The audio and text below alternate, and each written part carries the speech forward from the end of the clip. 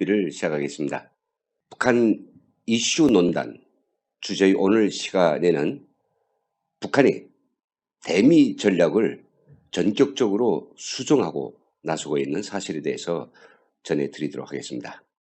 지난 6일 미국의 중간선거를 앞두고 김정은은 김영철과 폼페이오 사이의 북미 고위급 회담을 전격적으로 취소했습니다. 중간선거의 결과를 지켜보고 그에 따라서 대미 전체적인 전략들을 다시 손보려고 하는 꼼수로 풀이됩니다. 이 시점에서 우리가 북한이 대미 전략을 어떻게 수정해 나갈 것인가에 대해서 우리가 촉각을 세우고 나름의 분석이 필요한 때라고 생각됩니다. 네, 참 흥미있습니다. 미국 중간선거 그 결과에 대해서 김정은 어떻게 평가했을까요? 반겼을까요? 아니면 또 다른 판단을 했을까요? 중간선거 결과에서 북한은 새로운 우려가 생겼습니다. 누구일까요? 트럼프에 대한 새로운 우려가 생겼죠. 트럼프가 북한이 바라는 대로 움직여주지 않을 수 있는 가능성이 예전보다는 엄청 커졌다라고 하는 그런 사실입니다. 왜냐하면 이번 중간선거를 힘들게 치렀지만 트럼프는 재선에 확신감을 가지게 됐습니다. 그러다 보니까 재선을 위해서 이제 남은 2년 동안 모든 역량, 모든 시간 그리고 모든 재원들을 총 집중해야 될 트럼프로서 이 북한과의 비핵화 협상을 예전처럼 그렇게 집중적으로 진지하게 추진해 나갈 수 있을까? 아마 이러한 우려가 생기겠죠. 트럼프가 미중 무역전쟁 정말 막바지에서 치닫고 있습니다. 12월 1일에는 트럼프와 또 시진핑 사이에 이 무역전쟁을 끝낼지 아니면 더 확장시킬지 결정판적인 회담을 하게 되죠. 그것이 성공적으로 미국이 의도한 방향에서 이루어진다면 좋겠지만은 결렬되거나 미국이 의도하는 그런 결과가 안 나오면 중국과의 무역전쟁 이것은 더욱 심화될 것이며 다양한 국면과 고비들을 맞이하게 될 것입니다. 그럼 여기에 트럼프가 신경을 쓸 수밖에 없죠. 그리고 하원 전체를 대응한 이 민주당의 새로운 브레이크 이거에 대해서 정말 정치적 전략 수단들을 마련해야 될 것입니다. 거기도 이제 엄청난 시간을 돌려야 되겠고요. 뿐만 아니라 러시아의 어떤 군사력 증강과 그리고 자기 세력을 넓히게 한 이런 전략에 대해서 미국은 제동을 걸어야 되겠죠. 트럼프 못지않게 엉뚱한 그런 사나이인 부친도 역시 트럼프의 머리를 썩이는 데는 한몫 하고 있으니까 거기도 마땅한 시간과 또 정력과 많은 참모들을 동원시켜야 될 것입니다. 그러다 보니까 북핵 문제라고 하는 것은 사실상 재선을 준비하는 트럼프 입장에서는 그렇게 우선순위가 높거나 또 그렇게 진지하게 그리고 빠른 시일 내에 해결해야 될 어떤 명분이 별로 없는 것입니다. 지금처럼 북한이 미국까지 도달할 수 있는 장사정 미사일을 발사하지 않고 그 실험을 계속하지 않는다면 그리고 또 추가적인 핵실험을 하지 않는다면 그 공은 트럼프에게로 돌아갈 수 있죠. 그러니까 얼리면서 또 그들이 요구를 들어주는 척하면서 또 때로는 북한이 미국이 요구하는 핵 리스트를 제공하도록 치고 오르만지고 이런 아주 임기응변한 전략으로 가면서 근본적인 어떤 종지부를 찍으려고 하지 않을 수 있다는 거죠. 이것이 바로 저는 김정은이 트럼프에 대한 새로운 우려로 부각되고 있다고 저는 생각합니다. 근데 문제가 여기서 끝나는 게 아니죠. 김정은은 어찌 보면 시간이 급박한 상태입니다. 남북 교류협력을 통해서 그는 어마어마한 그런 돈을 벌려고 하고 있으며 또 그런 정말 각지로 이런 돈을 애화를 긁어모으기 위해서 원산과 마식령 그리고 삼전과 같은 이런 대형 관광시설들에 엄청난 투자를 했고 얼마 안 있어 아마 자기 형체를 완전히 보일 것입니다. 그것을 마치 완공하고 관광객을 끌어들여서 부족한 달러를 벌어 내기 위해서는 결국은 남한 정부의 지속적인 이런 친북 정책이 필요한데, 그러자면 이 정책은 미국의 동의나 미국의 묵인이 있어야 됩니다. 그런데 이게 대미 협상의 어떤 진전 속도에 이게 따라가기 때문에 자기들은 결코 쉽게 핵 리스트를 내놓을 마음도 없고 특히 비핵화 의지도 없는 만큼 여기서 이제 춤춤첩첩 막히게 될 여러 가지 도전들에 대해서 북한은 새로운 전략적 접근이 필요할 것이라고 생각됩니다.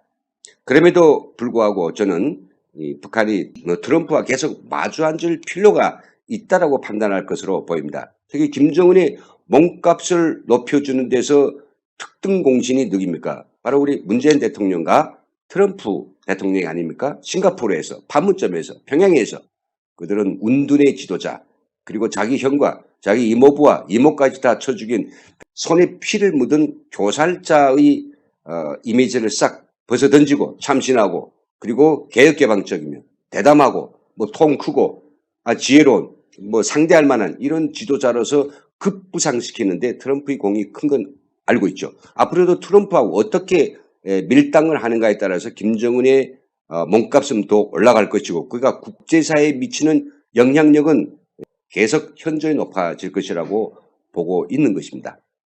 그런데 여기서 문제는 트럼프와 김정은은 서로 만나보았기 때문에, 그리고 협상도 엄청 많이 했죠. 그래서 서로가 상대를 잘합니다. 트럼프가 생각할 때 김정은은 무엇일까요?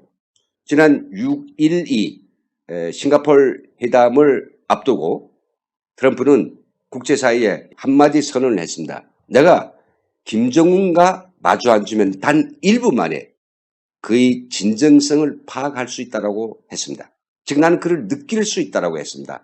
이렇게 느낌을 얻기 위해서 시작된 북미 정상회담, 1시간 반을 훨씬 넘긴 회담에서 트럼프는 과연 김정은이 핵무기를 없앨 것이라고 판단했을까요? 아니면 어떤 느낌을 받았을까요? 저는 정말로 협상의 기제이고 사람의 속을 훤히 읽을 수 있는 그런 마법을 가진 트럼프라고 칭하는 이름 그대로라면 김정은은 절대로 비핵화 회담이 아니라 결국은 북미 회담을 군축 회담 내지는 북한의 핵무기를 묵인하는 그런 결과로 내고 싶다라고 하는 것을 바로 알았을 것이라고 생각됩니다. 반대로 김정은의 입장에서 트럼프하고 만나서 이야기를 하면서 이 사람이 나의 전술에 말려들 수 있다고 생각했을까요? 아닐 것입니다. 이렇게 자기들이 도달할 수 있는 목표로 절대로 갈 수 없다라고 생각한 두 정상, 왜 그 이후로 계속해서 빅딜을 하면서 놀아대고 있을까요? 서로 필요했기 때문이라고 생각되죠. 그런 필요성이 언제까지 존재할 것인가? 일각에서는 그런 필요성이 중간선거까지라고만 보시는 분들이 있는데요. 저는 여기에 이번 중간선거 결과에 트럼프를 견제하고 트럼프의 대북 정책에 여러 가지 어깃장을 놓을 수 있는 민주당의 전격 장악한 하원이 있기 때문에 이전 트럼프는 김정은하고 좀 더 놀아야 될 필요성도 생겼다고 저는 추가하고 싶습니다. 그런데 트럼프 정부 들어서 김정은은 미국의 민주당과의 커넥션에 별로 신경을 쓰지 않았습니다. 사실 미국의 민주당과 북한 정권하고는 오래전부터 긴밀한 관계를 유지해왔다고 볼 수 있죠. 말하자면 미국의 아주 중요한 계기 때마다 협상 파트너는 민주당 정권이었습니다. 1994년 제네바 협상 때에도 파트너는 민주당 정권이었고요. 또 그리고 9.19 공동선언을 만들어낸 당시도 바로 민주당 정권이었습니다.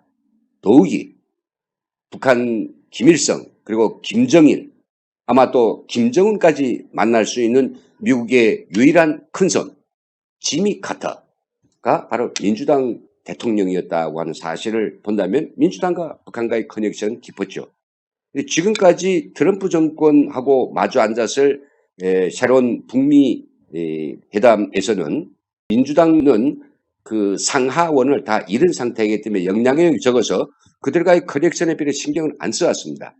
근데 지금 상황이 달라졌죠. 민주당을 무시하고 북한이 자기가 바라는 그런 결과를 트럼프하고만 거래를 해서 얻을 수 있을까요? 절대로 없다라고 하는 사실을 알았습니다.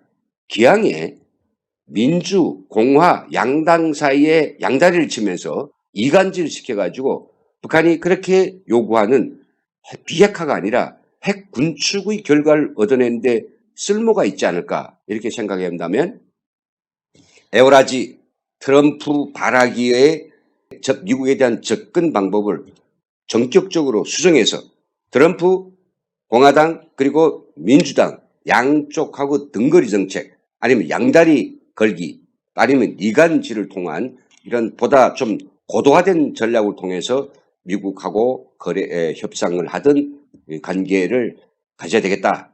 이런 판단 아래 김영철 폼페이오 회담을 전격 취소하고 그들은 일단은 침묵기에 들어가지 않았느냐라고 생각됩니다. 이해를 좀 구하기 위해서 지난 2017년 12월부터 혹시라도 내년 1월 전략까지 북한이 써온 대미 전략의 변화들을 좀 살펴보았는데요. 다 아시죠? 작년 12월 말 24일경인가요? 유엔 안보리에서 사상 최대의 대북 제재를 취했습니다. 중국까지 합시한 이 안보리 제재 조치에서 북한은 완전 고사 상태에 들어갔죠.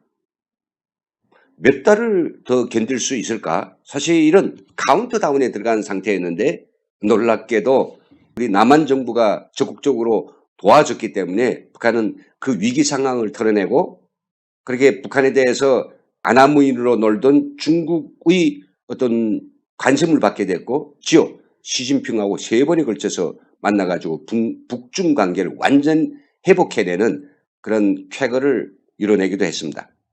바로 작년 12월까지 김정은이 취했던 전략은 바로 미친놈 전략이라고 다들 이야기하죠. 미친놈처럼 끝없이 핵실험하고 끝없이 미국에 대해서 미사일을 날려버리겠다고 그리고 미국이 없는 지구를 만들겠다고 하면서 아주 미친놈처럼 사실하고는 맞든 안 맞든 쏟아내고 욕하고 그리고 위협적인 환경을 만들어내면서 미친놈 전략을 구사했습니다. 그러다가 이전 자기들이 생존 자체가 위협이 되자 문재인 대통령이 도움을 받아가지고 지난 6월 10일에는 드디어 싱가포르에서 이 트럼프하고 마주 앉음으로써 빅딜, 즉 협상으로 돌아서기 시작했습니다. 이 빅딜에서 중요한 의제는 뭐냐? 북한이 비핵화를 향해서 우리가 협상을 하겠다는 의지를 밝히고 또 동시에 미국은 북한으로 하여금 핵 리스트를 내놓고 비핵화의 진정한 길을 따라서 가도록 종용을 했다는 데 중요한 의미가 있습니다. 하지만 시간이 지나면서 진정성이 없는 북한과 또 실질적으로 자기들이 바라는 그런 결과를 내기를 바라는 미국 사이에서는 큰 갭이 있어가지고 5개월이 지난 이 시점까지도 어떠한 성과도 없습니다. 그 사이 북한은 풍계리 핵실험장 폭파하고 로켓 발사대를 철수하긴 했습니다만은 그것은 사실 국제사회가 바라는 비핵화와는 전혀 상관이 없는 쇼라고 볼 수 있죠. 미국은 이제라도 북한이 자기들이 가지고 있는 핵 리스트를 신고하고 그에 따르는 마땅한 검증을 받기를 요구하는데 북한은 여기에서 여지부동입니다. 오히려 그들은 미국에 대해서 야 우리가 이만큼 포기를 했으면 너희들도 뭐 하나는 그 제재 조치를 해제해 줘야 되지 않느냐라고 하면서 만약 우리가 핵 리스트를 신고한다면 이 핵 그 기지 공격 목표를 제시하는 게 아니냐라면서 어떤 말도 안 되는 명분을 계속 만들어가면서 밀어붙이고 있죠. 용수부동입니다. 이런 상태에서 중간선거까지 왔는데 공화당이 상하원을 다 장악했다라고 하면 북한은 그런 대로 갈 수도 있을 것 같습니다. 적당히 놀면서 서로 속을 아니까요. 그런데 이 형세가 바뀌었어요. 민주당을 무시할 수 없는 상태에서 북한은 이제부터 한동안 미국 정가의 변화 그리고 민주당과 백악관 사이의 일체 정책적인 그 무엇인가를 완벽하게 파악하기 전에는 미국하고 어떠한 협상이나 이런 거래도 하지 않을 것으로 저는 예견하고 있습니다. 말하자면 침묵 전략으로 들어간 셈이라고 볼 수 있죠. 트럼프 대통령이 이야기한 것처럼 언젠가 내년 1월에 제2차 미북 정상회담이 재개된다면 그때는 아마 본격적으로 트럼프하고만 마주 앉은 북한이 아니라 민주당을 고려한 새로운 아마 전략을 구사할 것으로 보이고 있습니다. 뭐 전략이 어떻든지 간에 우리가 여기서 명심해야 될 것은 북한이 시종일관 가져가고 싶은 미북 전략의 최종 목표는 비핵화가 아닌 핵 보유국, 즉 핵 군축이라는 이 결과를 얻어내는 것이라고 저는 이것을 분명히 짚고 싶습니다. 자, 그렇다면 김정은의 새로운 대미 전략 2.0은 어떤 내용으로 구성될까요? 일단 트럼프의 시간 끌기 전략에 대해서 북한 다시금 미친놈 전략으로 회귀할 수 있는, 그래서 트럼프 정권을 압박할 수 있는, 그래서 민주당에 빌미를 줄 수 있는 그런 전략을 포함시킬 것으로 보고 있습니다. 병진 노선을 다시 추구할 수밖에 없다. 이런 식으로 적어도 한두 방 정도의 장거리 미사일 쯤은 발사해 줄 것으로 보고 있습니다. 그렇다면 바로 김정은이 미사일을 쏜 그 소식을 접한 민주당은 큰 탄력을 얻을 것이라고 봅니다. 트럼프를 공격할 수 있는 빌미가 생기죠. 그리고 또 이 자본주의 정당들의 가장 치명적인 결함이 뭐입니까? 바로 선거에 이기 위해서는 악마와도 입을 맞춘다라고 하는 이런 사실, 이 사실 북한이 모를 수도 없습니다. 그렇다면 민주당의 가려운 데를 긁어주고 또 민주당하고 커넥션을 통해서 북한은 그 사이에서 무엇인가 자기들이 취할 것이 무엇인가, 이 이간질을 통해서 자기들이 핵 군축 목표로 가져가는데 어떤 커넥션과 어떤 미션을 해야 될 것인가를 그들은 금방 찾아낼 것이라고 생각합니다. 그래서 적어도 북한은 이 민주당을 활용하든 트럼프를 압박하든 아니면 반대로 트럼프의 성과를 많이 쌓게끔 하고 민주당의 불리한 상황을 만들어 주어 가지고 어떻든지 둘 사이에서 이 세력 또는 등거리 이 정책을 통해서 어느새 모르게 북한의 비핵화 회담이 점차 북한이 핵 보유를 인정하는 묵인하는 이런 쪽으로 결국은 핵 군축으로 가닥을 잡을 수 있도록 이렇게 이끌어 나가려고 하는 그런 계획을 세울 것입니다. 사실 뭐 세상 모든 일은 지나봐야 아는 것이죠. 남북 관계만 놓고 봐도 우리 정부가 세웠던 대북 원칙은 무엇이었습니까? 바로 동시적 비핵화였습니다. 북한이 비핵화에 따라서 우리 지원과 우리 교류 협력을 동시에 추진한다였는데 그것이 어느새 어떻게 어떤 귀신의 조화에 의해서 지금은 바뀌어져 가지고 먼저 선 남북관계 해소 또 군사적 대결 완화 그리고 나서 후 비핵화로 완전히 좀 확 바뀐 상태이고요. 오늘날 와서는 더 발전해 가지고 북한이 핵 보유라고 하는 그 현상을 그냥 고착시키면서도 남북관계에는 전례 없는 속도로 추진하겠다. 그래서 북한이 우리 민족끼리와 같이 덩실덩실 춤을 추고 있는 이런 모양새입니다. 그럼 그것이 북한이 시켰다라기보다는 북한이 전략을 쓰고 북한이 휘말아치고 손오공 같은 전략을 막 구사했더니 북한이 써주지도 않았는데 우리 정부가 스스로 답을 만들어서 북한한테 제공을 했습니다. 이런 남북관계에서 자기들이 얻었던 그런 성과가 트럼프와 그리고 민주당 정권 사이에 이간 조성을 시킨다면 그런 결과가 안 나올 수도 없습니다. 왜요? 2년 후에 벌어질 대선이 바로 그 모든 것을 빨아들이고 모든 것을 해결해 줄 블랙홀이라고 북한이 믿고 있기 때문이죠. 그래서 북한은 지금보다는 좀 더 어렵고 지금보다는 좀 더 척박한 환경이 계속되더라도 한 몇 년만 참으면 자기들이 바라는 결과가 올 수 있다고 생각할 수 있습니다. 그래서 요즘 북한이 노동신문은 자력갱생을 강조하고 있고 또 자강력 증진을 제창하고 있으며 또 그리고 이 북한 간부들과 또 당원들 속에서 제국주의에 대한 한장을 벌이고 계급 의식을 고취하라고 열변을 토하고 있습니다. 여기다 아마 장기전을 예견한 정책적인 포석이라고 저는 생각하고 있습니다. 그리고 가장 중요한 것은 민주당과 또 백악관 사이에서 양다리 정책을 효과적으로 잘 쓰기만 한다면 시간은 얼마든지 자기들이 얻을 것이고 그 시간 동안에 북한은 사이버 부대를 통해서 벌어들인 돈을 가지고 미국이 결정적으로 두 손을 들 수 있는 힘을 가지려고 할 것입니다. 그것이 무엇일까요? 그것은 우리가 예견하고 있습니다만은 미국 근해에서 미국에 바로 직접적으로 공격할 수 있는 SLBM을 완성하는 거죠. 그러면 북한이 지금보다는 더 큰 협상력을 가지고 미국을 몰아붙일 수 있습니다. 정말 트럼프는 이제부터 김정은하고의 본격적인 게임, 즉 본게임을 시작할 것이라고 저는 보고 있습니다.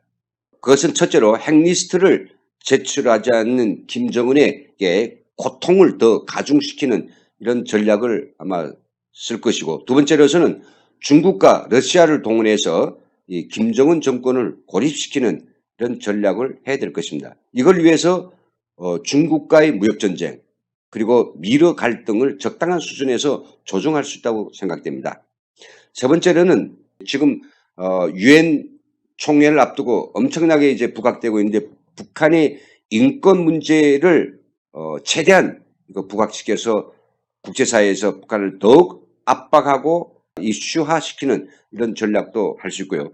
청와대는 바람직하지 않겠습니다만은 마하속도로 지금 전개되고 있는 화해, 협력, 경제 교류 이런 것들에 대해서 적정 수준에서 브레이크를 걸어가지고 김정은으로 하여금 피로케 하는 이런 전략도 구상할 것이고, 정말 바람직하지 않습니다만은 이것도 저것도 안 되는 경우에는 트럼프가 대선 전에 바로 군사적 옵션을 통해서 악의 축을 제거하려고도 할 수 있지 않을까요? 지켜봐야 되겠습니다만은 어떻든지 미국 중간선거 이후로 미국이나 또 북한에 있어서 서로의 협상 전략, 즉 대미, 북미 전략들은 전반적으로 재검토되고 재조정될 것이라고 생각됩니다. 그렇다면 우리 정부는 이런 주변에 아주 역동적으로 돌아가는 이런 국제적 전략들이 변화에 어떻게 대처해야 될까요? 저는 꼭 대처를 해야 한다고 생각이 됩니다. 이 변화 상황을 읽어야 한다고 생각됩니다. 특히 어떤 경우에도 동맹 외교에 대해서 우리는 주안점을 두고 미국과의 좀 소원해진 관계를 우리가 복원할 필요가 있다고 하는 것이죠. 아무리 북한과의 관계 개선이 귀중하다고 할지라도 우리는 미국과의 관계를 지금처럼 그렇게 냉소적으로 대하면 안 된다고 생각됩니다. 한미 갈등이 커진다라고 하면 그 사이를 비집고 들어올 것은 북한밖에 없습니다. 그리고 여기는 중국과 러시아, 일본과 같은 이런 주변 강대국들이 있는데요. 특히 일본과의 관계에서 지금처럼 지금 같은 접근법으로서는 이 공동 방위 역량으로서의 한미일의 이런 공조에는 큰 상처를 남기게 될 것입니다. 그리고 전 내선 간섭이라고 썼는데 북한이 우리 사회의 변화들에 대해서 북한이 함부로 이러쿵저러쿵 북한이 간섭하지 못하도록 단단히 조치를 해야 한다고 생각됩니다.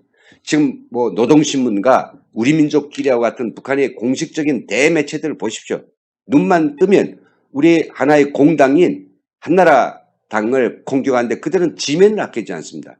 그리고 황교안 어떤 전 총리에 대한 지명 공격에 혈압을 올려서 접어들고 있고요. 기타 우리 사회의 뭐 주한미군 철수나 자기들이 마음이 맞지 않으면 그걸 갖다가 엄청나게 공격하고 있죠.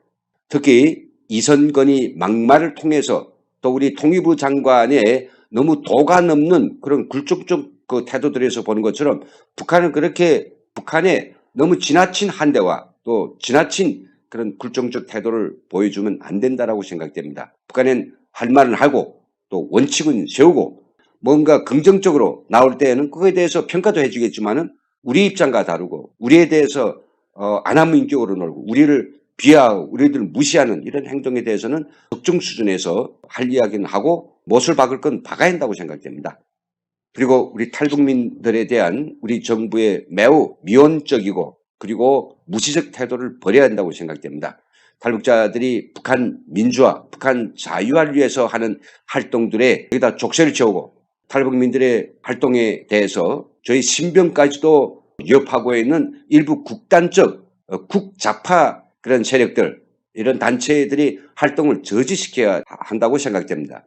며칠 전이죠. 우리 태영호 공사가 바로 이게 대학로에서 그 북한 관련 강연을 하려고 했는데 대학생 진보연합인가 하는 이런 극좌 이런 친북단체들이 몰려와가지고 소동 부리고 이메일 보내고 또 현장에 치고 들어와서 결국 무산되지 않았습니까? 그리고 바로 이 대한민국 수도 서울의 한복판에서 무슨 백두칭송회라고 하면서 김정은이 답방을 환영하는 그런 조직들, 그리고 칭송의 목소리가 이 서울 장안에 막 쏟아져 나온다고 하는 것은 이거는 매우 균형성이 결여된 상황이라고 저는 생각합니다. 무엇보다도 우리는 북한 인권에 대해서 한 보편적 국가로서 그리고 우리 국민이 인권에 대해서 관심을 가진다면 당연히 북한의 인권에 대해서도 한 목소리로 한 원칙에서 지지하고 그것을 지원해야 한다고 생각됩니다. 그리고 우리 국민들을 불안케하는 북한의 무턱대고 퍼주기와 같은 이런 정책에 대해서도 검토할 필요가 있습니다. 동시 행동의 원칙에 따라서 북한이 우리가 믿을 수 있는 그리고 팩트로서 우리 국민에게 제시할 수 있는 그런 변화가 있을 때 우리도 한 걸음씩 그하고 동기화돼 가지고 하나씩 뭔가 교류 협력과 그들이 바라는 것들에 대해서 동참할 수 있는 그런 원칙을 가지고 우리는 남북 화해와 교류 협력, 군사적 대치 상태 해소와 같은 굵직굵직한 국책 문제들을 풀어나가야 한다고 생각됩니다. 지금까지 저희 개인적인 어떤 소신입니다마는 미국의 중간선거 결과를 놓고 김정은은 대미 전략을 새롭게 수정하고 있지 않느냐라고 하는 그 자세한 내용들을 함께 이야기 나눴습니다. 저희 의견에 또 다른 생각을 가지고 또 보다 진전된 의견들을 가지고 계시는 분들은 이 영상의 댓글에 소중한 고견들을 올려주시기를 바라면서 오늘 방송을 여기서 마치겠습니다. 감사합니다.